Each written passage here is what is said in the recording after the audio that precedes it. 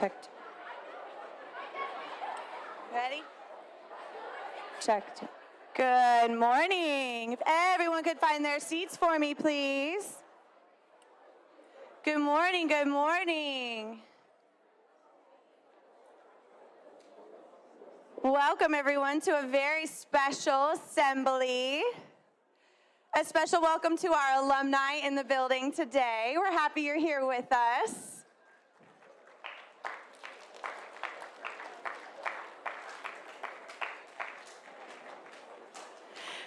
As you all know, we have a special guest with us this morning.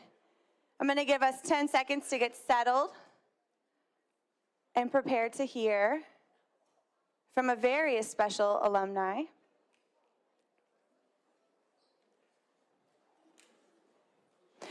Good morning.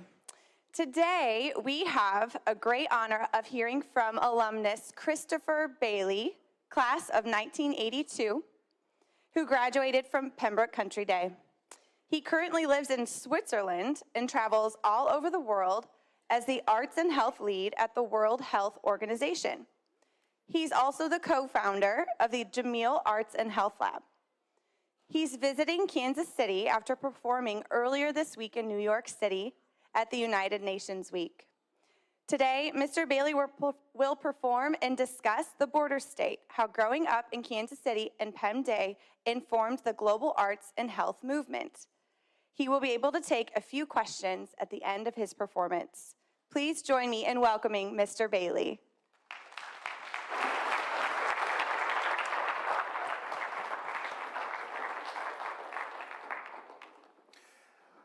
I may not be seeing well, but I'm looking good. In this life, one thing counts. In the bank, large amounts.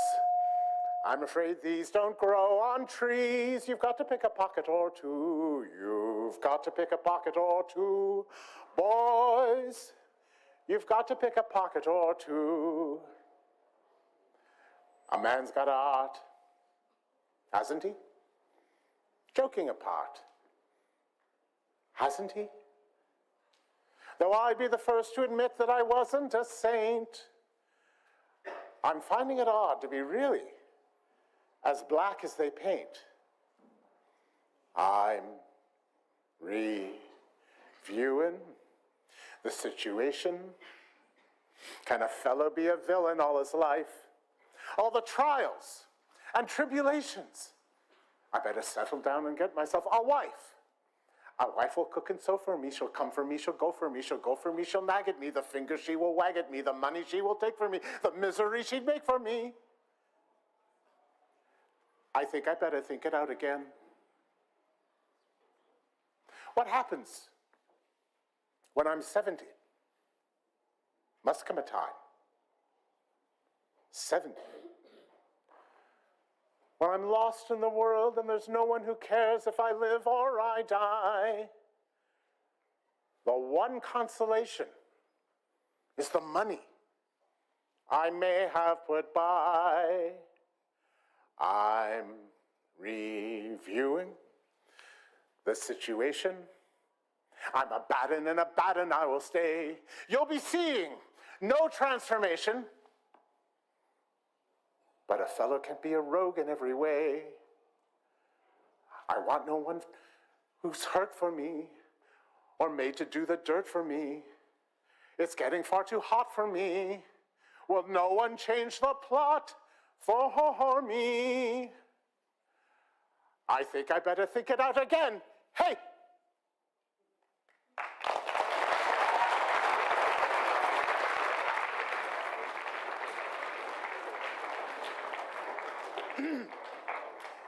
Now, there are a couple of reasons why I sang that song. The first is, the last time I sang that song was in 1982 in a musical called Oliver. I played Fagin, and I played it on this stage, and it was the inaugural production when this building opened. So I wanted to share that with you. But I also was reflecting on...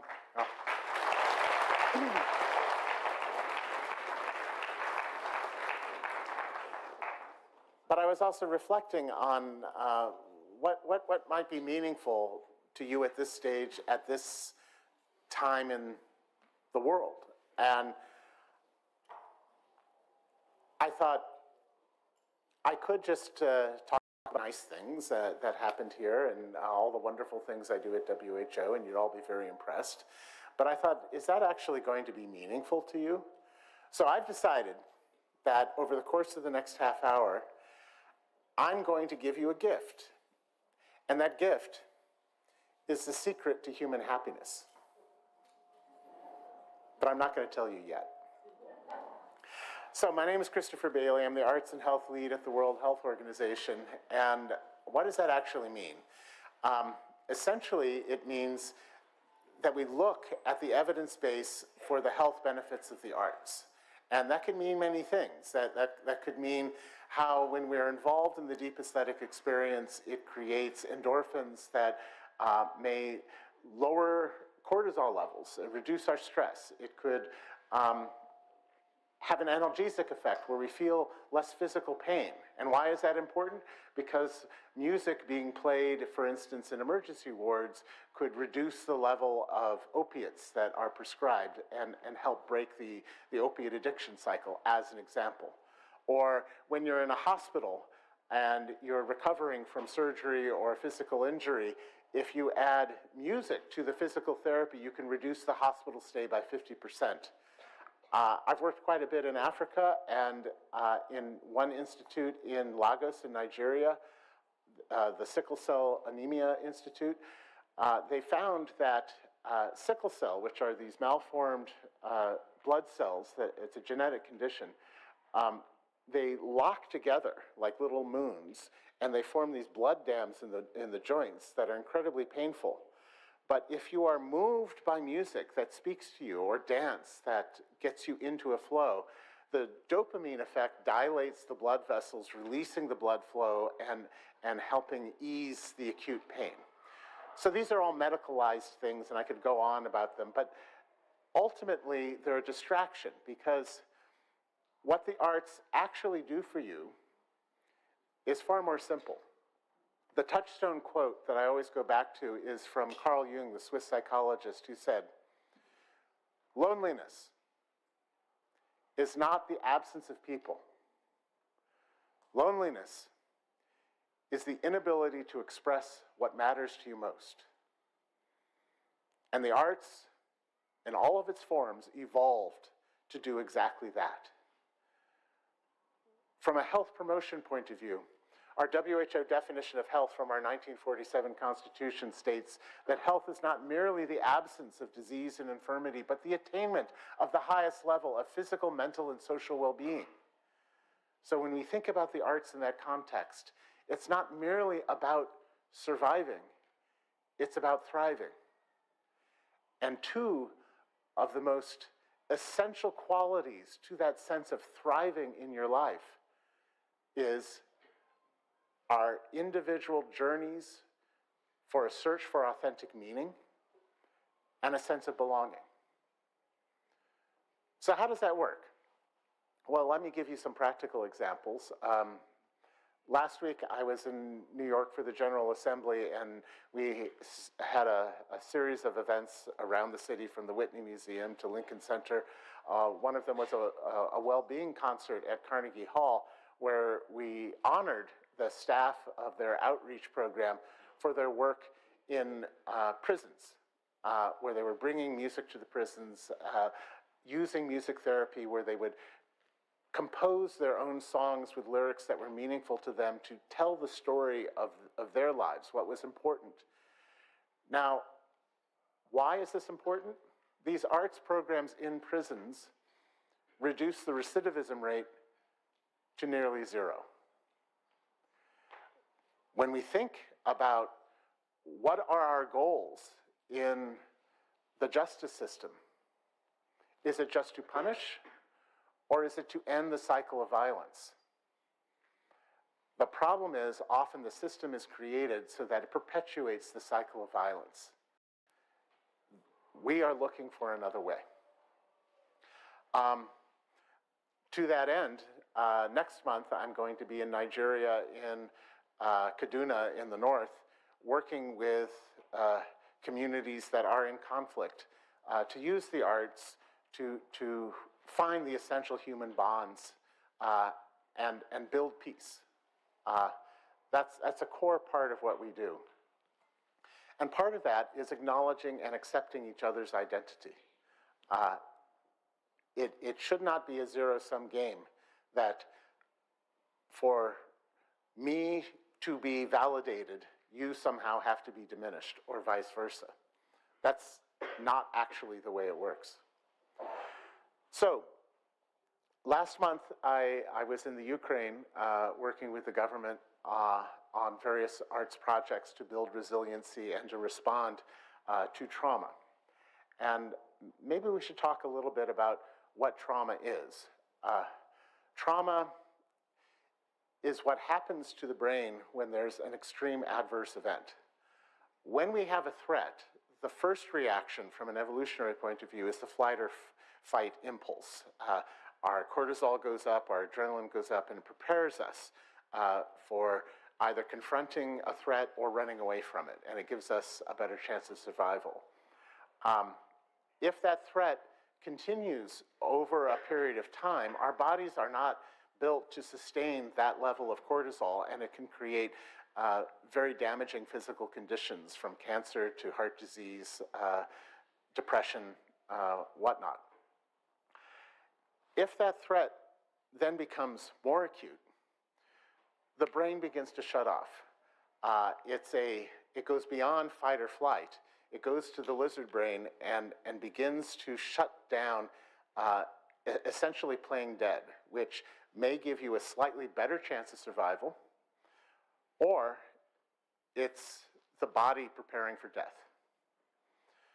So what happens when you face physical violence or extreme emotional violence? People talk about having an out-of-body experience. This is what's happening. When I had emergency cancer surgery and I woke up from the anesthesia, I had the sensation of floating on the ceiling and looking down on my body because it was no longer a safe place to be. What was happening was the proprioception function of my brain had shut down because of the trauma. Oliver Sacks wrote about it in a book called A Leg to Stand On, where he had a hiking accident in the Swiss Alps and he shattered his leg. And when he recovered from the injury, his leg was perfectly fine. He had this strange sensation that the leg was no longer part of his body. It was because the proprioception function did not kick back in. So proprioception is the mapping the mind does to give you a sense of ownership over your body, a presence in your body, but also in your relationships with each other, with the world around you, and even time. So how do you rebuild that? In the hospital room, I would look out the window and see a tree. I would see signs of life. I would focus on an image on the wall, a poster. When the doctor came in, I was so filled with morphine at the time, I didn't understand a word he was saying. It was like one of those old Charlie Brown cartoons, you know, wow, wow, wow, wow, wow. And he would put his hand on my shoulder, and I could feel the warmth of his palm against my flesh. And that connection, that human connection, was almost like a tether coaxing my soul back into my body. This is what the arts do. They reconnect us. When you have a musical or theatrical experience, the midbrain begins to generate mirror neurons. Your heartbeats begin to synchronize. The flow of the music or the narrative generates a biochemical response that supports that connection, that search for meaning, that healing. When you hear a line of music, you have a structure of the tonic, subdominant, and dominant chords, and the composer will know how to arrange that in order to give you a sense of anticipation, wondering what's going to happen next. That triggers the dopamine effect. where suddenly your attention is focused. And then when it gets resolved in a way that is not expected but makes complete musical sense, at that point you get a dose of oxytocin, which is the bonding hormone. And that creates a sense of awe and community. So when I was in the Ukraine, I was in a mental health ward in one of the largest public hospitals, and I was working with some soldiers who had recently been released in one of the periodic prisoner exchanges with Russia. And I was looking at an EEG of one of the patients we were working with, and the entire frontal cortex had zero activity, none. This was a result of 6 months of systematic torture. His brain had literally shut down from the trauma. Talk therapy, which is the traditional approach, inevitably would trigger a psychotic, violent flashback to the torture itself. So that didn't work. Opiates and antidepressants would calm the patient, but do nothing to restart the brain activity. The only thing that worked was art therapy. And within 7 weeks, the brain functioning returned to within a normal range. In another group, I was working in Lviv at a children's theater that was given by the First Lady of Lviv for this purpose of a theater therapy workshop, where they would take women whose sons or partners, husbands, were prisoners of war. And it's no secret what's happening to these people. So they were literally worried sick because they knew what was happening. And the result was many of them fell into deep depression. They weren't taking care of themselves, they weren't eating, they weren't getting out of bed, they became shut-ins. And this voluntary program literally gave them a reason to get out of bed. And many of them had never been on the stage before, they had never acted, they may have had fantasies of doing it, but they were not actors. And in this particular exercise on that day, people were to bring in a first draft of a monologue to express their experience, whatever that was, in a safe space. And many of them were quite moving and wonderful, but there was one woman who was visibly getting upset. And so we asked her what was wrong. And she said, "I'm not a writer, I'm not an actor, I have nothing to say. Nothing that I say is worth hearing." And so I said, "Well, aren't you here to heal?" And she said to me, "I am not here to heal. I refuse to heal, not until this war is over, not until my son is home. I refuse to be comforted because he is not comforted." And I said, "That's your monologue." In another group, in a community center, they were using Ukrainian music with adolescents who had been internally displaced and were showing all the signs of dissociation, irritability, panic attacks, insomnia, cutting themselves off from social contact. In this exercise, the instructions were simple. Listen to the music, just walk around, and imitate the speed and movement of the person next to you. And that's it. And the result was this flocking behavior that began to have a choreography.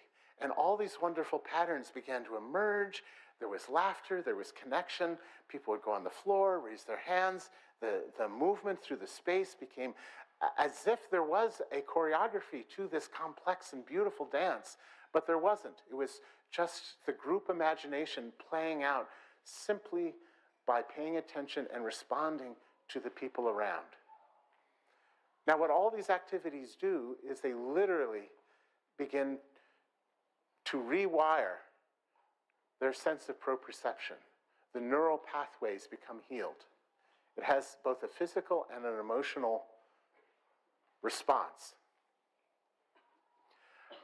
There are so many examples. We had a project working in northern Iraq with women who had been captives from Daesh and had experienced the most unimaginable treatment. And there was a project that was brought to us that was a cultural archive, because part of genocide is not just killing people, it's wiping out identity. It's destroying all the cultural practices. All their places of worship were burnt to the ground in that genocide.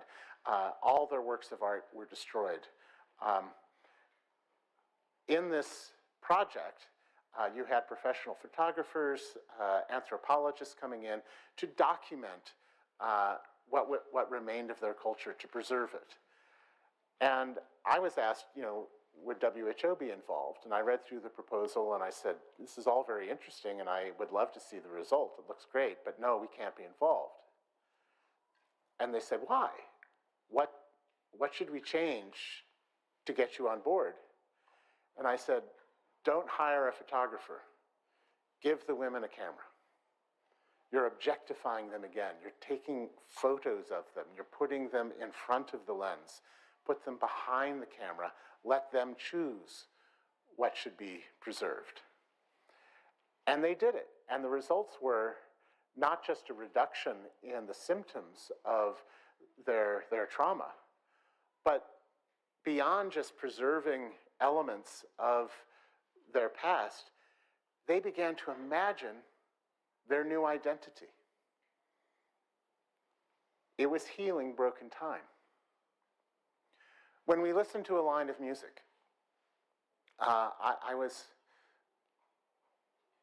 looking at some theory books from Jean-Philippe Rameau, who's a French Baroque composer, as one does, right? And he actually began to develop the basic theory behind modern key structure in music. And he noted that when you hear a line of music, you have the memory of the note that's been played, and you have the experience of the note that you hear now, and the anticipation of the note that has yet to be played, and it's already forming a chord in your mind, in your imagination. I've been working with scientists at the NIH, and the temporal lobe, which governs our sense of past and future, actually has auditory senses in it. There's a connection between music and our sense of time. What is our sense of time?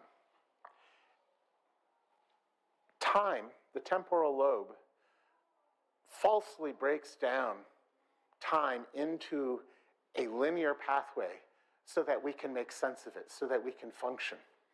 Evolution has given us a sense of the past so that we can learn from it, and a sense of the future so we can plan for it. But it came at a terrible cost, because with our sense of past came a sense of loss. And our sense of the future, the price for that was a sense of dread and anxiety of what could be. And today in our society, we live so much with mourning what we've lost and dreading what may come, that it threatens to tear apart our sense of the present. But when we listen to music, past, present, and future become harmonized. Music heals broken time.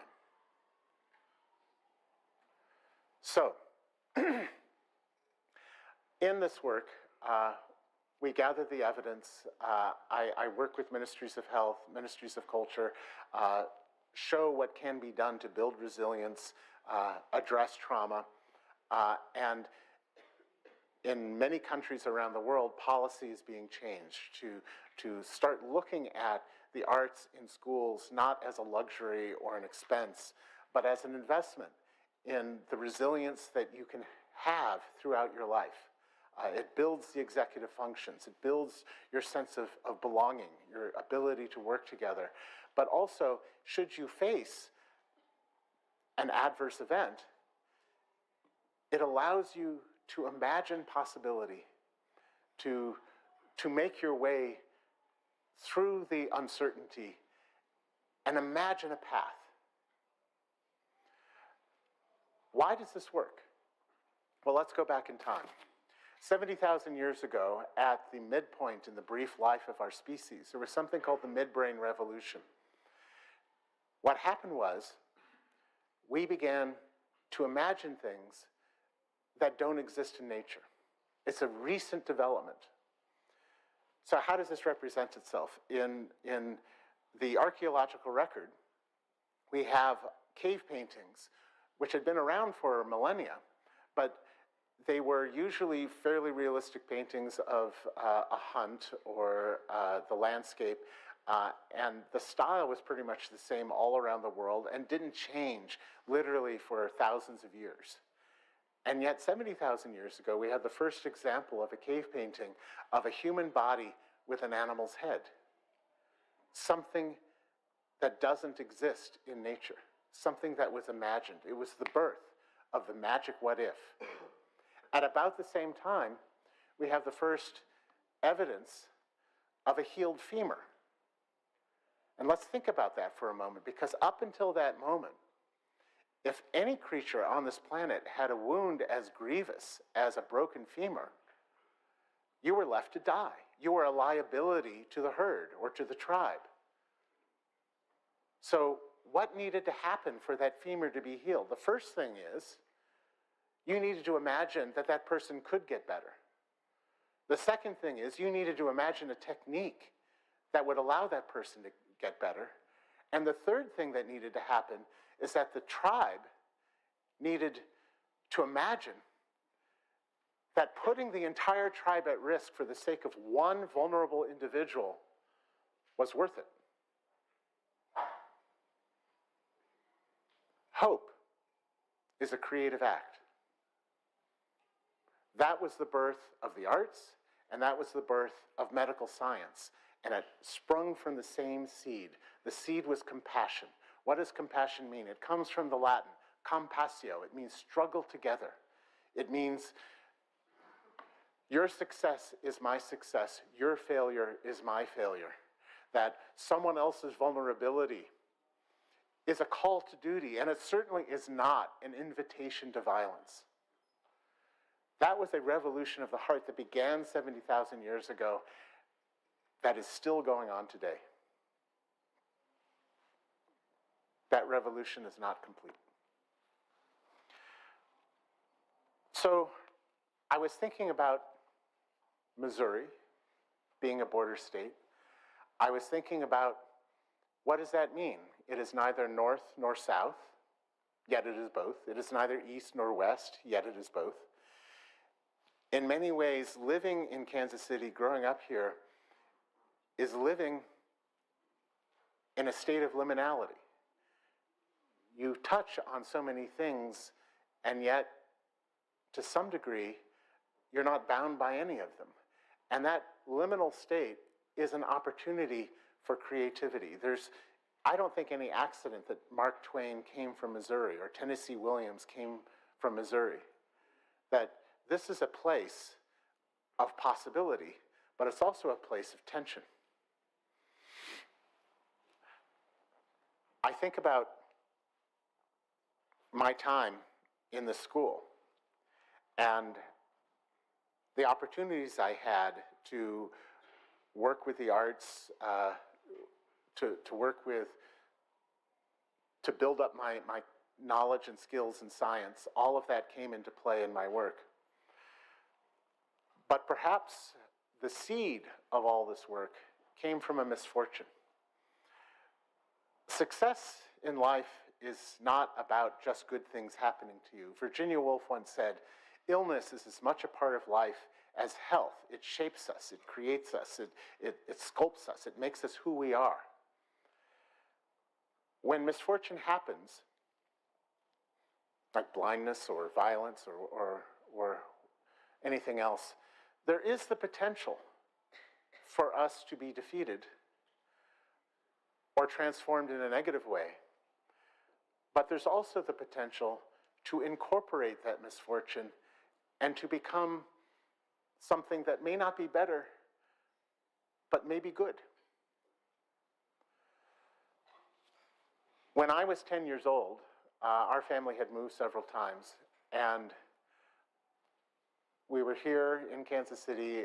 I was here at the school.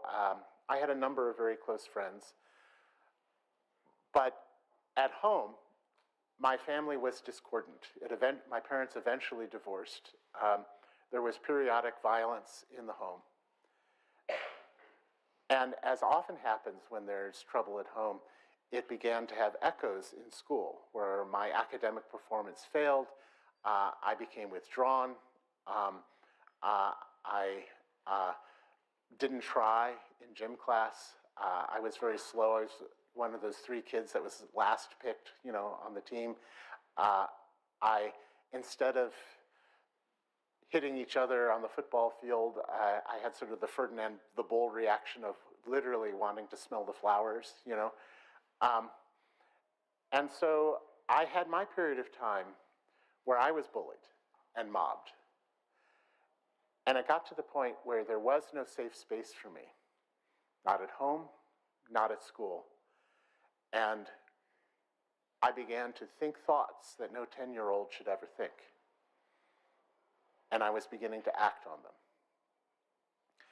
At the same time, I had teachers at the school that saw my curiosity in the world and reached out to nurture me. One of them is here in this room, Barry White, who is my science teacher in 5th grade and was the principal of the lower school. He supported that curiosity in class. He also noticed that there was something wrong, and he made an intervention. He called my parents. He actually recommended a child psychologist and got me help. And yet, also in that act, I felt like it was my fault. I felt that I was the problem, that I was ill, that I was stigmatized in some way. I'm grateful for that intervention because in many ways I think he saved my life. And if, arguably, I have saved the lives of others through my WHO career, then Barry deserves an equal or greater share of credit in that. So about 6 months into seeing this child psychologist, there was one day where the psychologist stopped and said, I'm going to say something that normally we don't do in psychology. I'm going to tell you something. I'm going to tell you a conclusion. And I thought, uh-oh, what's that? And he said, you're not the one who should be here. I said, what do you mean? There is nothing wrong with you. Other people should be here, not you. And those words erupted a torrent, a tsunami of guilt, of relief, of anger, of joy. All these pent-up emotions came pouring out. I wept. And my life changed. And I began thinking about that. And instead of thinking, other people should have been there and therefore I'm angry at them and I'm going to lash out, I slowly began to think, how can I help them? How can I get them the help that they need? And instead of being bullied by 7th grade, I began to organize. And I became the class president. And I began to organize field trips to go see the Truman Library. And I remember one of the fundraisers we did was a bake sale, and there was a football player from the high school who came in, and he stole a cupcake, and I turned him in, right? And then afterwards he comes back and he says, which one of you ratted on me? And without thinking, I just stood up and said, me. And he just stared at me and walked away. And then later in gym class, he came up from behind and gave me the mother of all wedgies, and then hung me by my underwear on a coat hook, sort of a Pem Day crucifixion. And eventually I was brought down. But I continued. And I started using the bully pulpit. I started writing articles in the newspapers. And by the time I got to high school, I was writing plays and making movies, all of them with bullying as the theme. That shaped me. That made me who I was. And it did not make me bitter.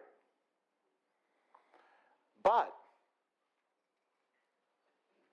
the moral of the story isn't that, oh, I somehow was stronger than somebody else who took a different path. There are many reasons why people take different paths. But I will say that because I was offered skills and techniques that allowed me to navigate a very dangerous space,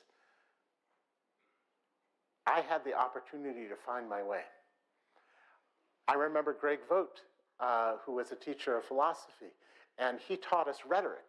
He taught us how to recognize false argumentation, fallacies, and we would memorize what the fallacies were. Tu quoque, the fallacy of you too.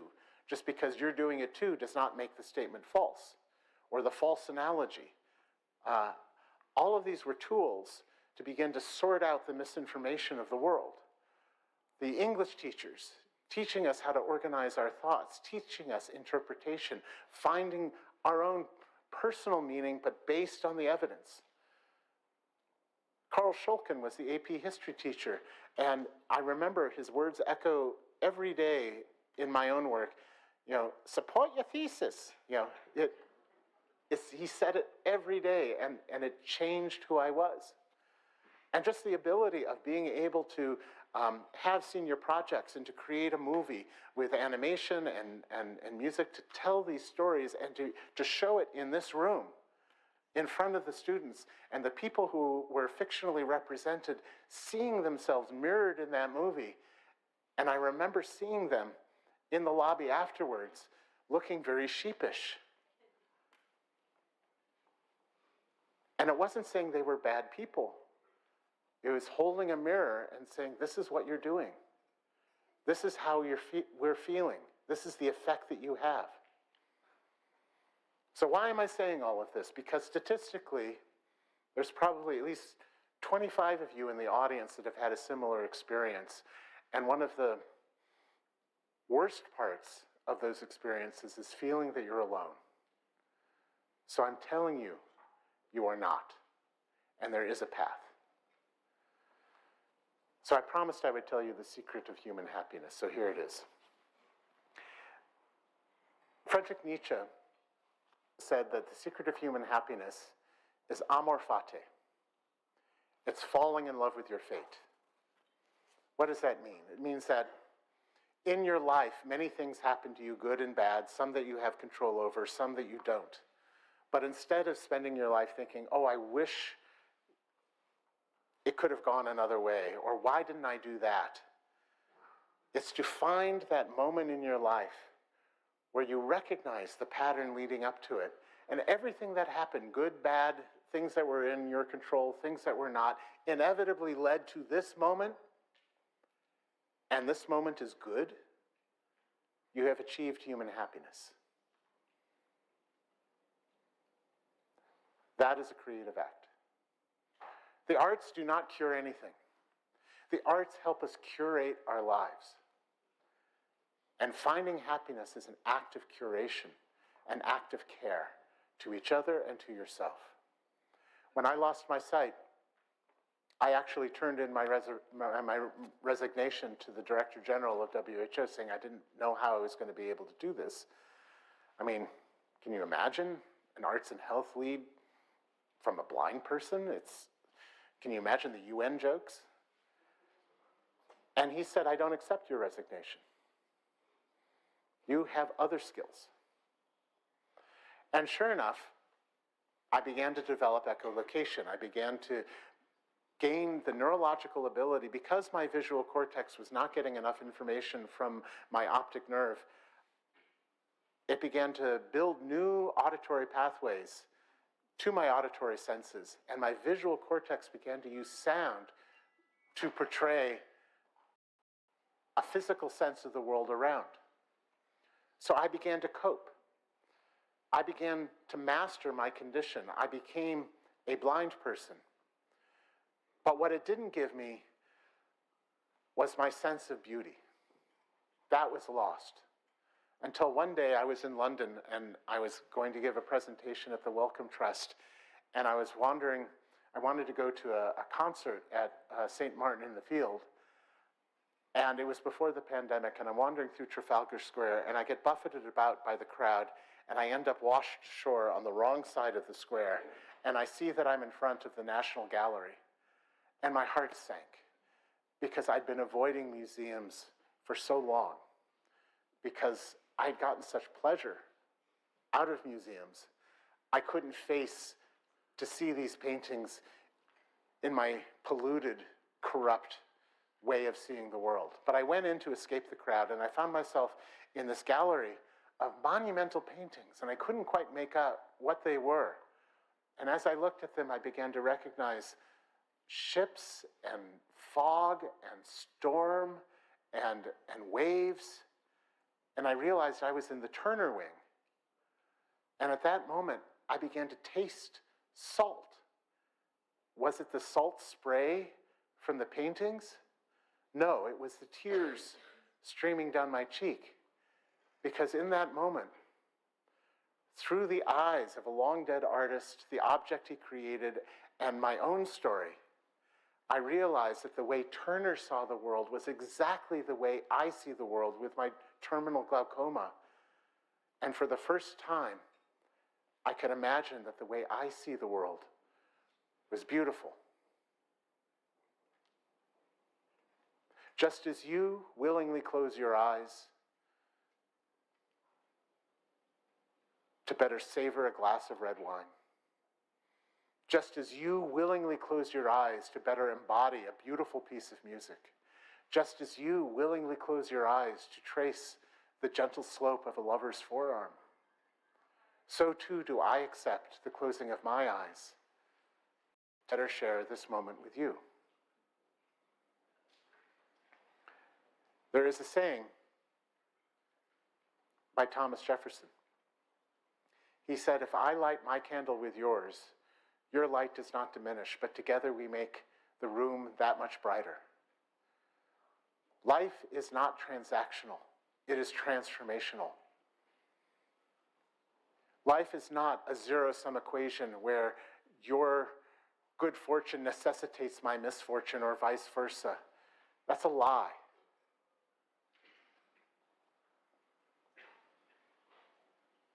Life is about transforming ourselves and those around us to create community. Thank you.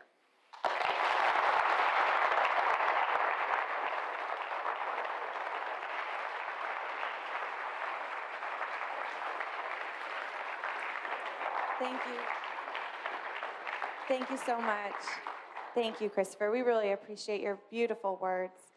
We do have to get our students to class. If people have time and want to remain here for some questions, please make your way to the front. Everyone else is dismissed. Thank you. We'll have some people wait. Yeah, sorry I went over. No, we would rather hear from you. Yeah. That was beautiful. Thank you. Good. That was wonderful, Christopher. Thank you so much. Is it okay?